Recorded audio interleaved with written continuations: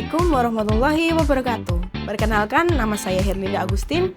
Saya dari instansi Badan Nasional Pencarian dan Pertolongan atau biasa disebut Basarnas, Angkatan 23, dan saya berasal dari Kantor Pencarian dan Pertolongan kelas A Kendari.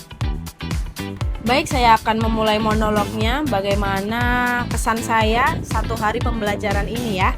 Hari pertama pembelajaran menjadi pengalaman yang sangat berharga bagi saya. Sejak pagi saya mengikuti pembelajaran via daring atau Zoom. Saya menerima dua materi, yaitu tentang manajemen ASN dan Smart ASN. Dua topik yang sangat penting untuk membentuk mindset kita sebagai ASN ya, untuk menjadi pribadi yang lebih profesional, berintegritas, dan siap menghadapi perubahan zaman tentunya. Melalui materi manajemen ASN ini, saya belajar bahwa menjadi ASN bukan sekedar bekerja untuk mendapatkan gaji, namun merupakan pengabdian kepada negara dan bangsa serta masyarakat.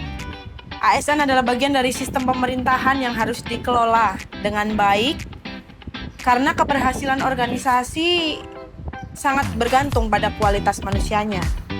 Manajemen ASN ternyata mencakup berbagai hal, mulai dari perencanaan kebutuhan pegawaian, rekrutmen berbasis merit, pengembangan kompetensi, hingga penilaian kinerja dan sistem penghargaannya. Semua proses itu menunjukkan bahwa ASN harus dikelola dengan profesional agar bisa memberikan pelayanan publik secara prima. Dari sini saya juga memahami bahwa manajemen ASN bukan hanya urusan administrasi juga, tapi bagaimana membentuk ASN yang berkarakter, berintegritas, dan memiliki semangat melayani masyarakat.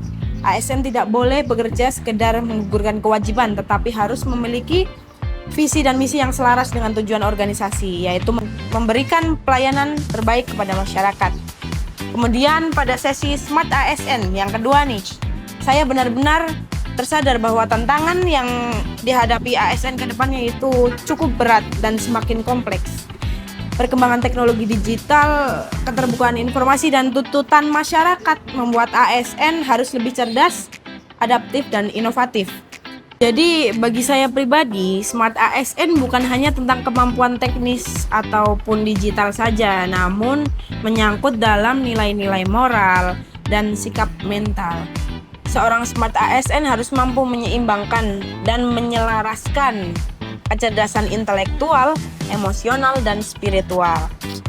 Bukan hanya pintar bekerja, tetapi juga berhati tulus dan siap melayani. Dari pembelajaran hari ini saya juga merefleksikan diri, apakah saya sudah cukup adaptif dengan semua perubahan yang terjadi? Apakah saya sudah bekerja dengan semangat melayani atau hanya sekedar menggugurkan tugas? Pertanyaan-pertanyaan ini membuat saya sadar bahwa CASN atau ASN menjadi bagian dari wajah negara di mata masyarakat. Saya merasa materi hari ini sangat luar biasa, sangat menyenangkan, dan sangat-sangat menyangkut dalam nilai berakhlak tentunya. Semua nilai ini sejalan dengan semangat Smart ASN. Jika nilai-nilai tersebut benar diterapkan, maka ASN Indonesia akan menjadi aparatur yang profesional, modern, dan dipercayai oleh rakyat.